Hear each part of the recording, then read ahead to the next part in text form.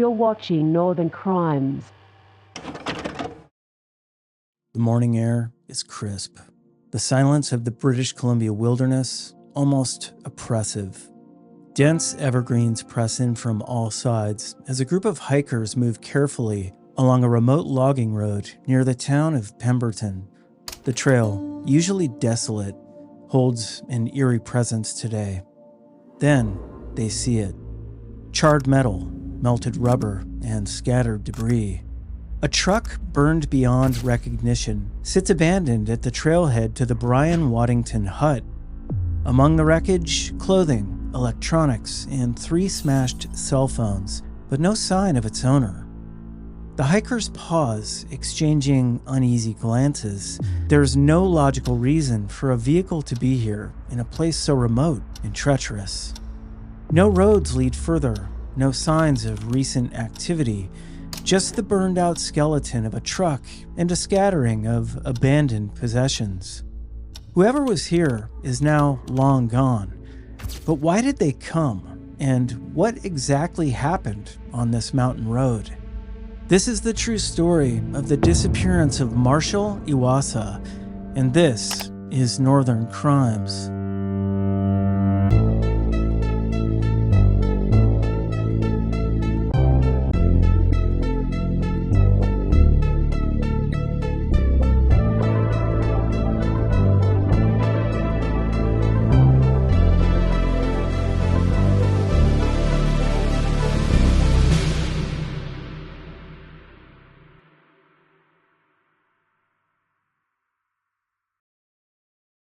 Lethbridge, Alberta, a city of just over 100,000, surrounded by rolling prairies and coulees carved by time. It's a place where the pace of life is steady, where families build their lives, and where young people like Marshal Iwaasa chase their futures. Marshal had deep roots here. He'd been an ambitious student, first working in manual labor before enrolling in IT studies at the Southern Alberta Institute of Technology in Calgary. But in the months leading up to his disappearance, something shifted. Marshal, once engaged and determined, withdrew. Without telling his family, he dropped out of school. He stopped renewing his phone plan. To those closest to him, these were subtle changes, perhaps just the weight of life settling in, but in hindsight, they now seem like the first cracks in a much larger mystery. That mystery came to a head on November 17th, 2019, when Marshal left his mother's house in Lethbridge, saying he needed to retrieve something from his storage unit before heading back to Calgary. He never made it home.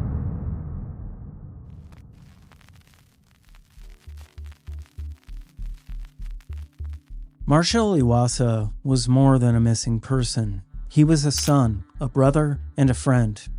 Described as kind-hearted and easygoing, Marshal had a deep bond with his older sister, Paige Fogan.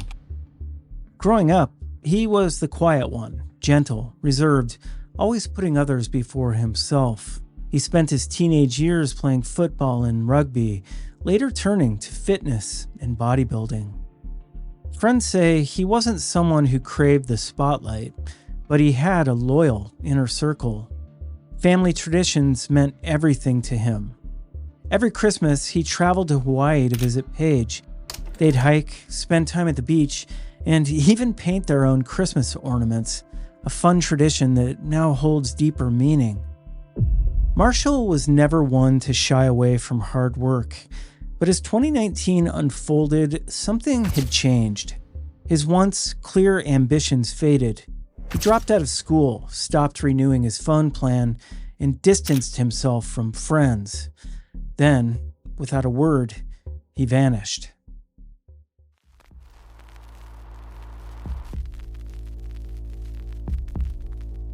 On the evening of November 17th, Marshal left his mother's house around 11 p.m., wearing a green hoodie, black pants, red high-top sneakers, and a gray toque. He told her he was retrieving something from his storage unit before heading back to Calgary. But something strange happened that night. Surveillance logs show that Marshal arrived at the storage facility around 11:30 p.m. He attempted to enter multiple times, repeatedly punching in the wrong code. Hours passed. Finally, at 6 a.m., he gained access and remained inside for just over 2 hours. His last confirmed location was the Northside Industrial Area at 8:30 a.m. on November 18th. After that, nothing. 6 days later, hikers in British Columbia stumbled upon his burned-out truck in the backcountry near Pemberton at the trailhead to the Brian Waddington hut. The location was remote, accessible only by a grueling four-wheel drive trek. Inside the wreckage, personal items were scattered: clothes, damaged electronics, 3 smashed phones. But missing were his wallet, contact lenses, and personal backpack.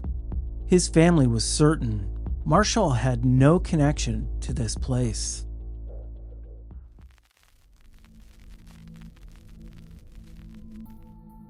Authorities arrived at the scene 2 days later, struggling to reach the site due to rough terrain. When they finally did, they took photographs, but something was off. Items that had been in one place when the hikers discovered the truck had since been moved. Some items, like a steering column, were missing entirely. Someone had been there, but who and why? Despite these irregularities, the site was never processed as a potential crime scene. Lethbridge police categorized Marshal's disappearance as a missing persons case, not a criminal investigation. No DNA testing, no fingerprint analysis, no forensic review of the 3 destroyed cell phones. Even the fire, determined by private investigators to be deliberate, was never formally examined by authorities. For Marshal's family, the lack of urgency was deeply frustrating. From the beginning, they'd pushed for a more thorough investigation, one that treated his disappearance as something more than just a missing persons case. Yet critical steps were never taken. Evidence wasn't tested, key questions went unanswered, and each request for deeper scrutiny felt like an uphill battle. For the family, the hardest part wasn't just the mystery itself. It was the feeling that they had to fight for even the most basic investigative efforts. Adding to their frustration was the unsettling reality that no concrete evidence placed Marshal at the remote site. Without security footage, witness sightings, or forensic proof, the question lingered: was he ever there at all? Marshal's sister Paige echoed this concern in an interview with Bridge City News. We've never really seen any concrete proof that Marshal was up there, drove his truck up there, or went there on his own choice. The investigations continued, and since we've went to the truck site, it kind of fueled our fire, pushing and saying, no, we really don't believe he went up there. The location was so difficult to get to and was so challenging even for, our vehicles to get up there, that we really don't believe that he drove his own truck there on his own choice. Meanwhile, Marshal's loved ones took matters into their own hands. They launched a Facebook group, Find Marshal Iwaasa, gathering thousands of supporters. Volunteers conducted independent searches, and a private investigator again determined that the fire had been intentionally set. Yet, without law enforcement officially pursuing leads, the case remained stagnant. For a case filled with unanswered questions, the investigation has provided little clarity. But as details of Marshal's case emerged, a chilling realization set in. He wasn't the only one.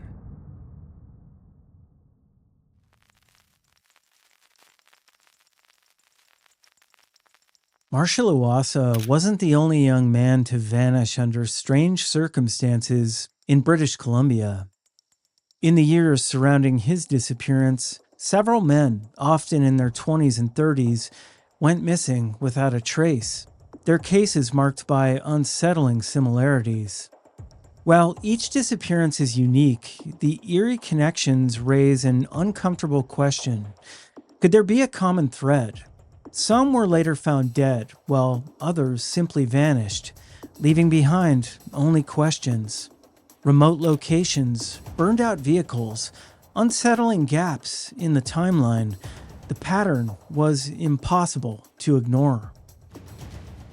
One such case is that of Ryan Stuka, a 20-year-old who disappeared in February 2018 after leaving a house party in Sun Peaks, BC. Despite exhaustive searches, no trace of him has ever been found. Authorities suggested hypothermia, an accidental fall, but his family has always questioned how a healthy young man could vanish within such a small populated area without a single clue. Then there's Ben Kilmer, a 41-year-old electrician and father of two who disappeared in May 2018 near Duncan, BC. His work van was found still running on a remote logging road, a small pool of blood inside. Surveillance footage showed him running down a street earlier that day, but no one knows from what. 6 months later, his remains were found in dense forest, miles from where his van was abandoned. Officials ruled out foul play. There was also Luke Neville, 48, whose burned-out white van was found on a Forest Service road 20 kilometers from his home in Spence's Bridge. A cadaver dog search of the area in June 2018 turned up nothing. The family erected a billboard on the Trans-Canada Highway in Spence's Bridge, asking anyone with information to come forward.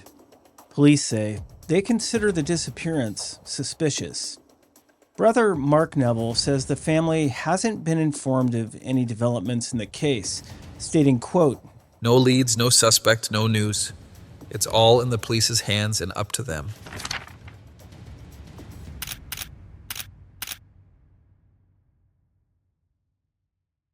But was there truly no connection between these cases, or was something being overlooked? Despite their differences, these cases share disturbing patterns. Young, independent men vanishing without explanation, abandoned vehicles in remote areas, and investigations that yield few answers. Could Marshall have encountered the same threat that claimed these other men? Or is Marshall's case an outlier in this troubling pattern? If something beyond personal struggles led to his disappearance, then understanding why he vanished, just like the other men, could be the key to unraveling what really happened that night. And yet, one question remains larger than all the rest. If Marshall didn't drive his truck to Pemberton, then who did?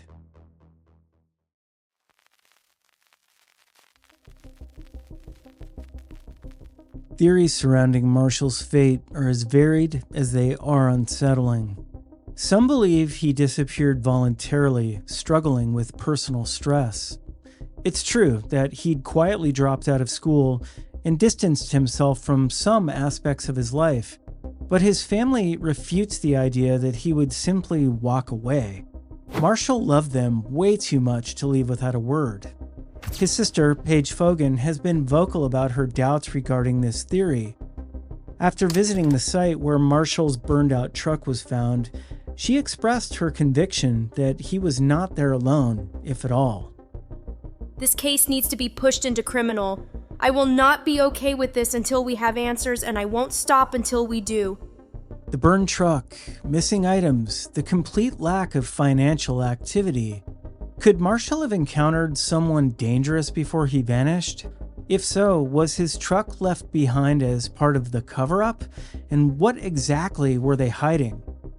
Paige has been adamant about the need for a more thorough investigation, stating that the family has faced barriers due to the case not being classified as criminal. For us, this has always been very suspicious. At this point where we're at in his investigation, 9 months in, we believe as a family that this is a criminal case and we do want to push to have it treated that way. Perhaps the most unsettling possibility is the one that lingers in everyday unsolved cases. The idea that the truth exists, hidden just out of reach.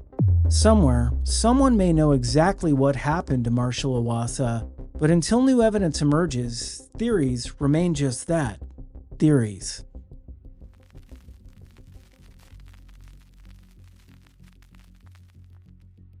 Today, Marshal Iwaasa remains missing. His family continues their fight for answers, pushing for his case to be reclassified as a criminal investigation.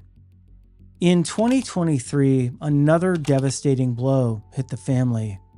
Marshal's truck was removed from the trailhead. A private citizen, unaffiliated with the investigation, had dismantled it, citing environmental concerns. The only remaining physical evidence was gone. Whatever secrets the burned wreckage held, they're lost forever. Despite widespread media coverage, including features on Never Seen Again and thousands of tips, no definitive leads have emerged. The silence surrounding the case is as unsettling as the circumstances of his disappearance. Marshal's mother and sister refuse to let his story fade, holding on to the belief that someone out there knows something. Someone has the missing piece. If Marshal Iwaasa is alive, he would be 31 years old today. So if you have any information, contact Crime Stoppers or local authorities. Someone, somewhere, knows what happened to Marshal. The question is, will they ever come forward? The wilderness where his truck was found is vast, unforgiving. But even in the deepest forests, secrets rarely stay buried forever. The question remains, will the truth ever emerge in this case? Or will Marshal Iwaasa become another ghost in the shadows of the Pacific Northwest?